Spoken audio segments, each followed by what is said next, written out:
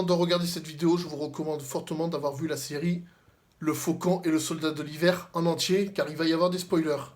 Allez, à tout de suite ma team Pulco. Salut à tous, c'est PULKO et bienvenue dans le Pulco Cinematic Universe. Et aujourd'hui, nous allons parler de la série The Falcon and the Winter Soldier. J'espère que je l'ai dit correctement, ou sinon, Le Faucon et le Soldat de l'Hiver. Changement de décor, voilà. J'ai mis du temps à le faire, mais voilà, le nouveau décor pour le Pulco Cinematic Universe est arrivé. Alors avant de vous dire ce que je pense de cette série, je vais tout simplement faire un résumé de tous les épisodes. Alors, dans le premier épisode, la série, elle commence sur une bonne scène de voltige aérienne. Voilà, j'avais l'impression de revoir le premier Iron Man. Déjà, cette scène est censée te montrer le genre de scène d'action que tu peux voir. Des scènes de voltige, il n'y en a pas eu tant que ça, mais je reviendrai sur ça après. Je vais continuer mon résumé de cet épisode. Alors, le truc, dans les teasers, on croyait que on reprenait le bouclier à Falcon, alors qu'en fait, non, il ne fait que le rendre au musée, parce que à la fin d'Endgame, souvenez-vous, il dit à Steve Rogers qu'il a l'impression que le bouclier appartient à quelqu'un d'autre, donc il remet le bouclier au musée Captain America. Parallèlement à Sam qui remet le bouclier au musée, nous avons Bucky qui est en totale résurrection. En gros, il voit une thérapeute, il a des remords par rapport aux victimes qu'il a faites en tant que soldat de l'hiver. Il a été gracié après Avengers Endgame. Parce qu'au final, il n'était pas responsable de ses actes, et maintenant, le truc qu'il a à faire, c'est d'avoir une rédemption, et il a sympathisé avec une vieille personne, et on s'aperçoit que, à cette vieille personne, il a assassiné son fils quand il était le soldat de l'hiver travaillant pour Hydra. Dans cet épisode, on te montre en quelque sorte que c'est pas parce que t'as sauvé le monde que t'es un super-héros, que t'es forcément riche. C'est plus ou moins ça, le message de cet épisode. Dans cet épisode, nous découvrons aussi les méchants qui sont les Flag Smashers. Et en gros, ce sont des personnages qui veulent que tout redevienne comme c'était avant qu'il y ait l'éclipse. En gros, que les frontières ne referment pas. À la fin de cet épisode, en regardant la télé, Sam s'aperçoit qu'il a fait une grosse connerie en rendant le bouclier, parce qu'ils ont donné le bouclier à n'importe qui pour endosser le rôle de Captain America. Dans le second épisode, John Walker devient le nouveau Captain America. Voilà, il a passé des tests, des examens. À un moment, il y a un clin d'œil de la première musique qu'on voit dans le premier film Captain America, une espèce de chanson, mais je pense que cette chanson, on la voit pas en première dans ce film. Je pense que c'était le générique d'ouverture d'une série Captain America ou un truc dans le genre. Voilà. Si quelqu'un a plus de précision sur ça, j'aimerais qu'il m'en fasse part, parce que je voulais faire des recherches sur ça, mais je ne savais pas où ça pouvait aboutir. Après, nous avons les retrouvailles entre Bucky et Sam, mais le truc, c'est que au lieu de le faire dans le premier épisode, ils l'ont fait dans le deuxième. Et en gros, ça part en dit... T'as Bucky qui reproche à Sam d'avoir rendu le bouclier, chose qui est compréhensible, parce que Bucky s'attendait à ce que ça se passe comme ça. Puis plus tard, voilà, t'as une scène d'action où ils attaquent un camion et t'as la rencontre entre Sam et Bucky et le nouveau Captain America, John Walker. Tu t'aperçois dans cette scène que, voilà, ce Captain America n'est pas spécialement quelqu'un de bien, parce qu'au final, il ne respecte pas Sam et Bucky, et franchement, t'as envie de... Il dit, vous êtes les assistants de Captain America, alors que, voilà, d'un côté, on a envie de lui dire... Ferme ta gueule, ils ont sauvé le monde, toi t'étais là à glander, t'as rien fait. Ça a beau être des seconds couteaux, Bucky et Sam, par rapport à Captain America, enfin par rapport à celui-là surtout, ça reste des héros par rapport à lui. Et ce qui a l'air d'énerver Bucky, c'est que justement, le nouveau Captain America se permet de l'appeler Bucky. Bon, je l'appelle Bucky parce que c'est pour la vidéo, c'est pour la faire courte. Enfin, vous m'avez compris. Dans cet épisode, t'as Bucky qui présente à Sam un autre super soldat qui était caché, en la personne de Isaiah Bradley. Je vous en parlerai plus tard dans la vidéo, parce que là, on voit juste un Isaiah Bradley qui est en colère, tout simplement, et Bucky pensait qu'il fallait le présenter à Sam. Puis à la fin de cet épisode, t'as une discorde qui s'installe entre John Walker et Sam et Bucky, comme quoi ils ne veulent pas travailler ensemble, parce que... ils n'ont pas les mêmes libertés, tout simplement. Dans le troisième épisode, bien entendu, ils vont trouver Zemo, l'interroger et le faire évader, parce que seul Zemo sait par où commencer pour avoir des réponses sur le sérum. Oui, parce que ce que je ne vous ai pas dit, c'est que les Flag Smashers se sont injectés un sérum de super soldat. Alors ce qui m'énerve, c'est que dans cette série... Voilà, oui, je vais vous dire ce que je commence déjà à vous dire ce que j'en pense. C'est que ils ont trouvé le moyen de recréer le sérum du super soldat. Et ça c'est nul, parce que le mythe de Captain America, c'est que personne n'a réussi à recréer le sérum du super soldat. D'ailleurs, Hulk, dans la version MCU, existe à cause d'un sérum de super soldat qui a foiré. Et là, comme par hasard, t'as un savant fou qui a réussi à recréer le sérum. Comme ça, normal. L'histoire se déroule dans un lieu de Marvel qu'on découvre pour la première fois. Madripoor, c'est une métropole qui est un repère de hors-la-loi, géré par Power Broker qui est juge, juré, exécuteur. Enfin, c'est plus ou moins comme ça qu'on nous l'introduit dans cet épisode. Voilà, et à Madripoor, ils vont retrouver le personnage de Sharon Carter, descendante de Peggy Carter. Dans cet épisode, tu t'aperçois qu'elle est amère par rapport aux événements de Civil War. Mais ça, amère par rapport aux épisodes de Civil War, parce que moi, ce que je comprends pas, c'est que en théorie, elle devrait être graciée. Ils ont gracié le soldat de l'hiver. Elle devrait être graciée elle aussi. C'est une question de logique. Mais je reviendrai plus tard sur Sharon Carter, parce qu'il y a beaucoup à dire dessus. Ils sont à Madripoor pour trouver le docteur Nagel, qui est le créateur du sérum du super soldat. Et il l'a créé pour Power Broker, qui veut envahir le monde en quelque sorte. Ouais, qui veut être le maître du monde. Si c'est bien ça que je veux comprendre. Qui veut se venger, qui veut créer un empire. Et à la fin de cet épisode, on t'introduit Ayo, une Dora Milaje du Wakanda. Alors dans cet épisode 4, tu découvres que les Dora Milaje, tout ce qu'elles veulent, c'est arrêter Zemo. Parce que vu les saloperies qu'il a faites, parce que dans Captain America Civil Wars, il a quand même fait assassiner le roi T'Chaka. Alors automatiquement les Dora Milaje, elles veulent le condamner. Dans cet épisode, t'as Falcon qui essaye une première fois de raisonner Carly pour arrêter son mouvement, mais en lui faisant comprendre que d'un côté, il est d'accord avec la forme, mais qu'il est d'accord avec le fond, mais qu'il n'est pas d'accord avec la forme. Ensuite, justement, pendant que Sam essaye de la raisonner, tu as John Walker qui vient foutre le bordel. Ça repart en couille tout simplement. T'as aussi Zemo qui lui est contre les super-héros, pas que contre les super-soldats, mais contre tous les super-héros qui essayent de détruire toutes les fioles, mais seulement derrière, t'as John Walker qui récupère une fiole. Et tu ne vois pas ce qu'il en fait. Aussi, dans cet épisode, tu apprends que quoi qu'il arrive, Sam ne veut surtout pas le sérum du super soldat. Ensuite, dans un combat contre les Dora Milaje, tu as John Walker qui se rend compte que il n'est pas fort contre les Dora Milaje, malgré que c'est Captain America. Et un truc qui m'énerve dans cet épisode, c'est que dans une scène hors champ, il prend le sérum du super soldat. Tu as Carly dans une bagarre qui tue Battlestar, l'assistante de John Walker, qui le tue. Et après, t'as John Walker qui va carrément tuer un Flag Smasher en guise de représailles. Et il fait ça devant des milliers de personnes. Nous passons à l'épisode 5. Alors, suite à ce qui s'est passé, t'as une baston entre John Walker et Sam et Bucky pour récupérer le bouclier de force. Parce que voilà, dans le précédent épisode, le bouclier, il était plein sang.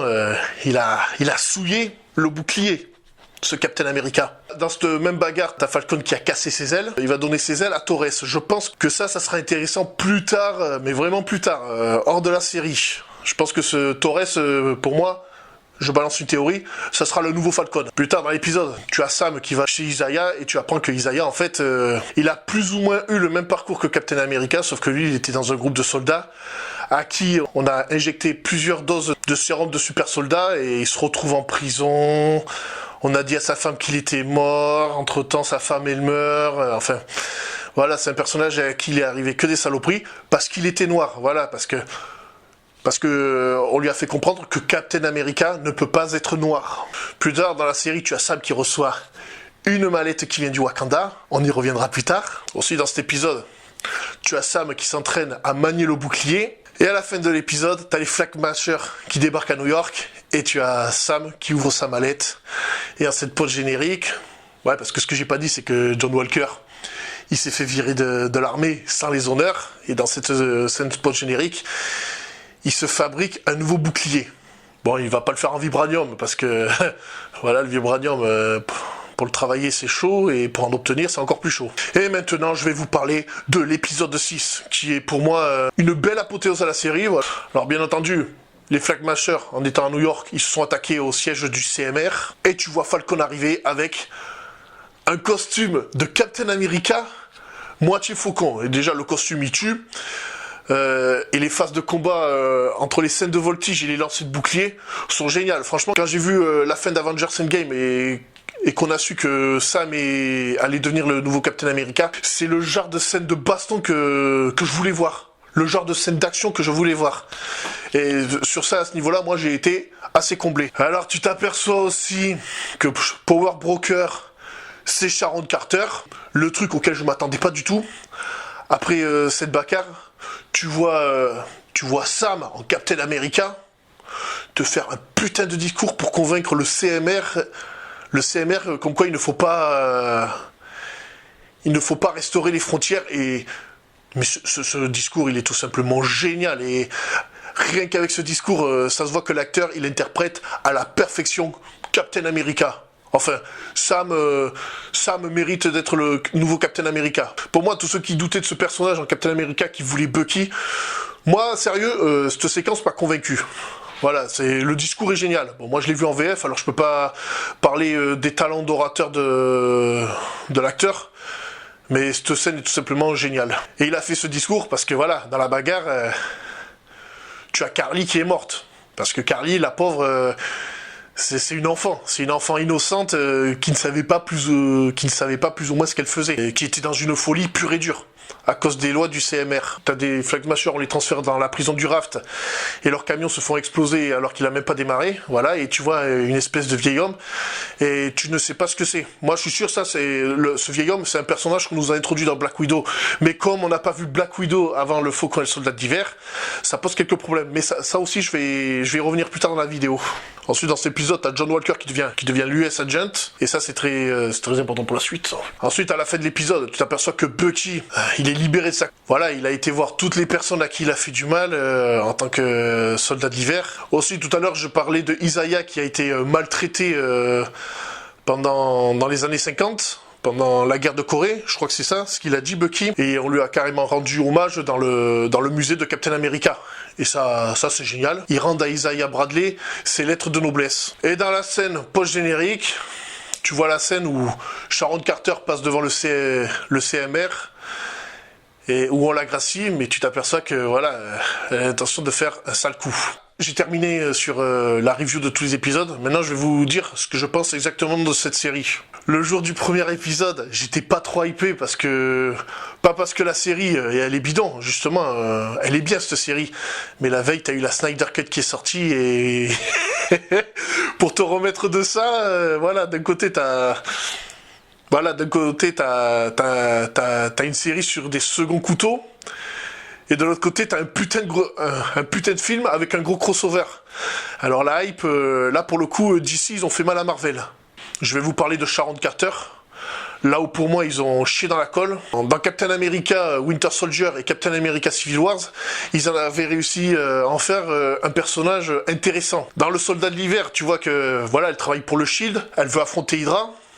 Dans Captain America Civil Wars, voilà, elle aide Bucky et Steve à s'échapper parce que par rapport aux accords de Sokovie, en graciant les Avengers qui n'ont pas signé les accords de Sokovie. En théorie, ils auraient dû la gracier elle, parce que au final, dans cette affaire, elle était que complice. Alors la mettre à Madripour, c'était un prétexte scénaristique pour en faire la vraie méchante, et faire de Sharon Carter la vraie méchante, je trouve ça complètement débile parce que c'est quand même la descendante de la grande Peggy Carter, fondatrice du Shield, et ils ont trouvé le moyen de gâcher ça. Ce qui fait que la lignée des Carter, limite, elle est ruinée à cause de ça. Voilà. À ce niveau-là, faire de Sharon Carter une méchante, ça a été n'importe quoi. Parce qu'avec la fin d'Endgame, ils ont gâché la romance qu'ils voulaient mettre en place avec Sharon et Captain America. Steve Rogers. Là, il faut préciser, quand on parle de Captain America, maintenant, il faut préciser si c'est John Walker, Steve Rogers ou Sam Wilson. Et pour moi, ce personnage, ils l'ont complètement gâché. Pour moi, justement, ce personnage était génial parce que c'est en quelque sorte, c'est la Peggy Carter du 21e siècle. Et ça, ils ont trouvé le moyen de le foirer. Chose que je peux reprocher à Sharon et à d'autres personnages du MCU. Y en a certains, j'aimerais savoir si ils ont été éclipsés pendant les 5 ans. Ouais, c'est intéressant à savoir, ça aussi. Par exemple, le Baron Zemo... ça faisait combien de temps qu'il ne l'avait pas... Ça faisait combien de temps? Enfin, combien de temps? Le temps, on le connaît, mais... Pendant les 5 ans de l'éclipse, il était en prison ou il était ou il était éclipsé? Ou mieux, j'ai une autre question. Un détenu qui est éclipsé, est-ce que les 5 ans où il a été éclipsé comptent dans la peine de prison? Voilà, il y a plein de détails comme ça qu'on ne connaît pas sur le claquement de doigts. Et voilà, et par rapport à Zemo et Sharon Carter, j'aurais bien avoir des réponses. Et Sharon Carter, ça aurait été intéressant de savoir si elle a été éclipsée ou pas. Après, à ce qui paraît, à cause du coronavirus, ils ont été obligés de changer le scénario de la série, comme pour WandaVision. D'ailleurs, je vais y venir à WandaVision, parce que la série, elle m'a pas autant hypé que WandaVision aussi. Parce que WandaVision, elle était captivante, cette série, parce que t'avais beaucoup de mystères, là où dans Falcon and Winter Soldier, tu sais plus ou moins ce qui va se passer. Faut pas se mentir. T'as pas autant de mystères que dans WandaVision. Alors que cette série, c'était là, quand ils avaient annoncé Loki, WandaVision et Faucon et le Soldat de l'Hiver, c'était celle-là qui m'intéressait le plus. Et au final, c'est celle qui m'intéresse le moins. Voilà, et je pense que maintenant, celle que j'attends le plus, c'est Loki. Les scènes de voltige, je vais y revenir. Il y a des épisodes où t'as rien du tout qui se passe. Voilà, tu vois Faucon se battre, mais il vole pas. Il vole pas, ou alors c'est pas impressionnant. Moi, je m'attendais à ce qu'on voie plus de scènes de voltige avec Falcon. Après, pour moi, ils se sont bien rattrapés sur le dernier épisode niveau action. Sur ça, y a rien à dire. Ceux qui disent que le dernier épisode ne leur a pas plu, j'ai envie de leur dire, qu'est-ce qu'il vous faut de plus, les gars? Même si cette série ne m'a pas trop hypé de semaine en semaine, je trouve que la fin est parfaitement exécutée. Voilà. Cette série, elle est pas naze. Elle est même très bien. Mais voilà, quand tu vois ce qu'ils ont fait avec WandaVision, tu te dis, dommage qu'ils ont pas poussé le délire un peu plus. Bon, en même temps, comment tu veux mettre du mystique dans cette série? Mais sinon, la série, elle est très bien. Il y a un autre problème, c'est avec le personnage de Valentina Allegra de Fontaine, a.k.a. Madame Hydra pour les connaisseurs. Alors, il y en a plein, ils me disent, ah ouais, mais nous, on a lu les comics, on sait comment ça se passe. Alors, déjà, Kevin, écoute-moi attentivement. Quand t'as vu Captain Marvel, t'as été le premier à être surpris que les Skrulls étaient des gentils. Alors, ce personnage, on ne sait rien. Et ce personnage, on te l'introduit comme si on le connaissait. Et c'est un petit peu normal, parce qu'à la base, Black Widow devait sortir avant cette série. Ce qui fait que t'es perdu au final avec ce personnage. Tu sais pas si c'est une gentille, tu ne sais pas si c'est une méchante. Dans le monde du MCU, les connaisseurs vont me dire, c'est une méchante. J'en sais rien, on n'en sait rien. Même vous, les connaisseurs, vous ne savez pas si ce personnage est gentil ou pas. Elle a l'air très cassante, mais voilà, ce personnage, en théorie, on nous l'a introduit dans Black Widow. Alors, en gros, on connaîtra vraiment ce personnage quand on aura vu le film Black Widow. Sur ça, Marvel a chié dans la colle. Franchement, ce film, il aurait eu besoin d'une sortie Disney+. Clairement. L'évolution de Sam et Bucky dans cette série, elle est tout simplement oufissime, parce que ça passe de second couteau à héros. Voilà. À la fin, Bucky... au début, Bucky, comme je l'ai dit, il va chez une psy, il sait pas où il en est, et à la fin, il est heureux. Il est heureux, tout simplement. Chose qu'il n'a pas eu l'occasion d'avoir dans Avengers Endgame. Là, il a pu être heureux. Il s'est excusé auprès de toutes les personnes auprès de qui il devait s'excuser. Voilà, il a plus besoin de sa psy. Il a... Voilà, pour moi, l'histoire de ce personnage, elle est close. Pour moi, c'est comme Captain America à la fin de Endgame. Pour moi, Bucky, son arc narratif, il est terminé. Tandis que Sam, lui, son arc narratif, il ne fait que commencer. Parce que ce personnage, il est passé de personnage inintéressant, voilà, dans tout le MCU, Falcon n'a aucune scène qui le met en avant. Bon, des scènes d'action bien badass, mais tu vois, il a pas eu son moment super héroïque. Et en devenant le nouveau Captain America, là, ils ont fait quelque chose de génial avec cet épisode. Et moi, perso, ce Captain America, plutôt, parce que maintenant, c'est plus Falcon, c'est Captain America. J'aimerais qu'il ait des films à lui. Ou limite, j'aimerais qu'il y ait une autre série, mais avec Falcon, tu vois. Limite, la série, tu l'appelles Captain America, les ailes de la bannière. Ah là, je dis top. Bon, après, si tu veux mettre Bucky en second couteau, pourquoi pas. Mais bon, comme je te l'ai dit, il y a Torres qui a reçu les autres ailes. Peut-être qu'on aura un nouveau Falcon, ça serait pas mal, qu'il ait réussi à réparer les anciennes ailes et qu'il devienne le nouveau Falcon. Mais moi, j'ai envie de le revoir. Et j'espère qu'ils referont un gros crossover Marvel, comme Avengers Endgame, où t'as tous les super-héros, et ce mec-là, avant j'avais le doute. Quand Steve il a remis le bouclier à Sam, je me suis dit, est-ce qu'il peut avoir le charisme pour être le nouveau leader des Avengers? Et la réponse est oui. Clairement, rien que le discours qu'il a fait au milieu de l'épisode, clairement. Sam est le nouveau Captain America et peut être le nouveau leader des Avengers ou des New Avengers là pour le coup, parce que je pense qu'ils vont refaire toute l'équipe carrément. Alors ce que j'aime bien avec Marvel, il y en a ils vont dire ouais Marvel ils parlent de racisme pour faire leur SJW. Alors déjà Marvel, ils ont défendu toutes les causes. Ils ont commencé à une époque où les causes, on ne pouvait pas les défendre comme aujourd'hui.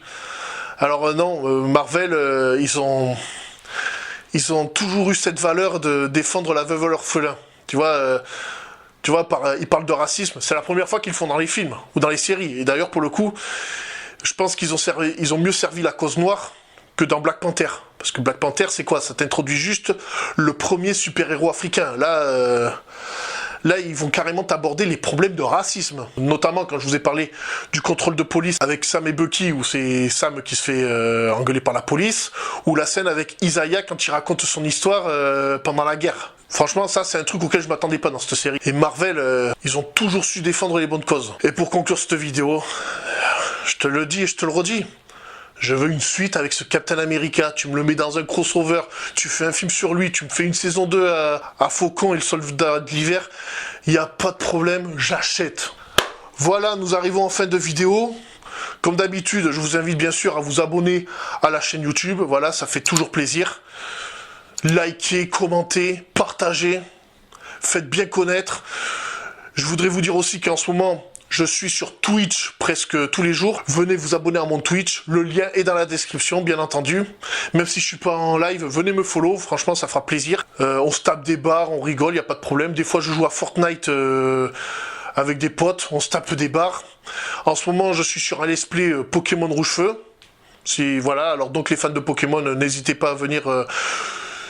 sur mon let's play Twitch Pokémon Rouge-Feu. Je vous invite aussi à vous abonner à tous mes réseaux sociaux. C'était PULKO. Sur ce, ciao.